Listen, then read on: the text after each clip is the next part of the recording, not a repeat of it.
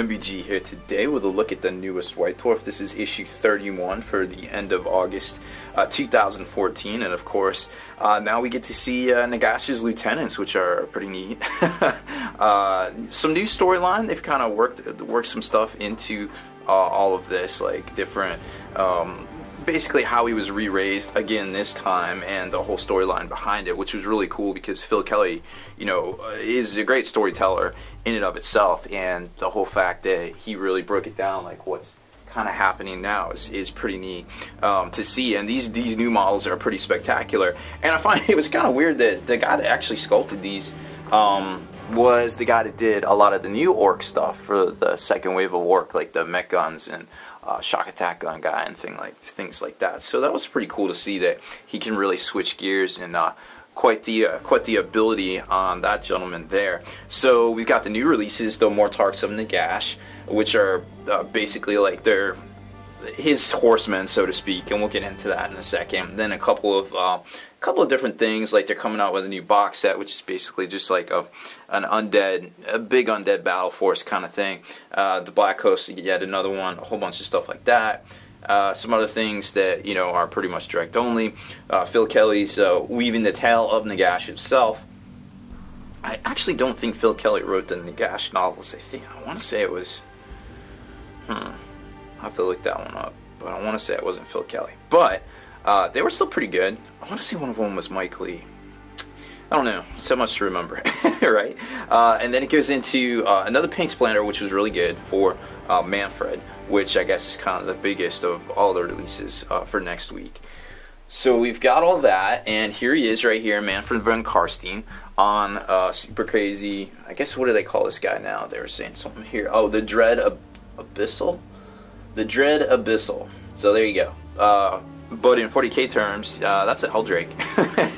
And I definitely think we'll see some of those. It's really cool to see these new lieutenants, because I don't know if y'all remember the old dragons that GW used to make, and that always kind of looked like Trogdor, the Burninator, I guess, for lack of a better term, because they had to have them standing on legs because they didn't have all this three-dimensional computer-aided design sort of stuff. And now they just, you know, whip the tail around, and you can have this guy flying in midair, just acting like he's just dancing up there because it's touching right here. But you don't really see that, and they did a really good job with these spirit hosts kind of things, just as accents to try to cover that up. And you see that, and you really focus up here more, I feel, than down here where the tail is, and you don't really see that tail touching the ground. You see this dynamic motion and all that right there, which I think is pretty amazing. And then if you look in this battlefield picture here, you know, he's just towering over everything. You don't even see it. So that's really neat.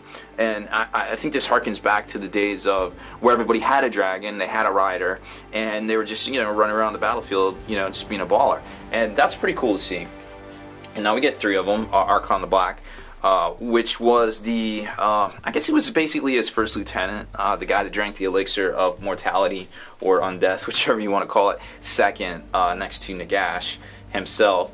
And Neferata, of course, vampire sorceress queen, kind of risen now to be part of the great reclaiming of the North, I guess, so to speak. And she's pretty cool looking, I think. Definitely a cool kit that we'll see. You know, I mean, there's these three guys coming out, and we got the book coming out today, basically. So it's going to be definitely see how they all play. So there's some of the stuff coming out there. More new releases. Oh, it was Gav that wrote, I think, some of the Nagash novels. Maybe those are the High Elf novels. I forget.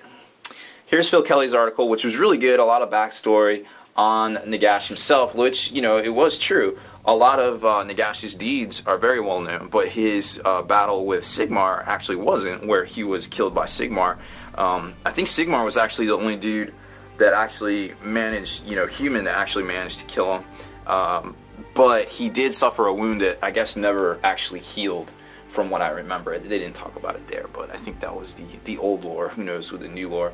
And then we just got, you know, basically the undead timeline, the lore of undeath, and raising the dead, some just different, hey, we're working on this army. Here's a paint splatter article, which was really good. A lot of how to paint some of that bone, how to get in here and paint all these, they call them ethereal skulls, which are pretty much everywhere on these models. So learning how to do that will definitely definitely help in the future for all of these. And plus painting all those crazy spirits that are all swarming around Nagash and all of his new lieutenants. This was actually pretty cool, like how to photograph miniatures, because, I mean, of course, White Dwarf is always like, hey, send us pictures of miniatures. But, you know, and the same thing with us, Spiky Bits, like, we always feature people's stuff on Armies of One, and sometimes we get, you know, these really subpar, I guess I would like to say, cell phone pictures and things, and this is a great article explaining, you know, basically how to do it. You just get some soft natural light, you just get a little backdrop with a sheet of paper. I mean, most figures will fit easily on a sheet of paper.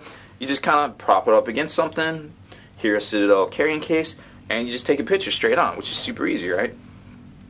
So that's definitely something to keep in mind. And then it just goes into some other stuff, and coming next week, End Times Battle Report. So nothing too crazy about exactly what's going to be the new release for next week, but we might get something cool, we might not. They just might be getting ready to surprise us, because remember, traditionally, that first week of September after Labor Day, we get some sort of crazy release, because it starts to slow up business-wise for a lot of game stores, which as people go back to school and start getting on track for the fall, they call it Tumbleweed Tuesday. So it's going to be interesting to see what GW comes out with next week to try to combat that, or if they're even noticing that trend these days or not. It's hard to tell with them sometimes. But anyways, that's the White Dwarf. It's a good one. Definitely pick it up if you're into the undead or plan on painting Nagash or some of his new lieutenants, because with the article from last week and the article from this week, it really explains how to paint a lot of those details that might be kind of bothersome for you to do, or even get the shading right and things like that. So that's it for this one, guys. Make sure you stay in the trenches, subscribe to this YouTube channel, check out the blog, SpikyBitsBlog.com, and listen to our podcast, ForgeTheNarrative.com.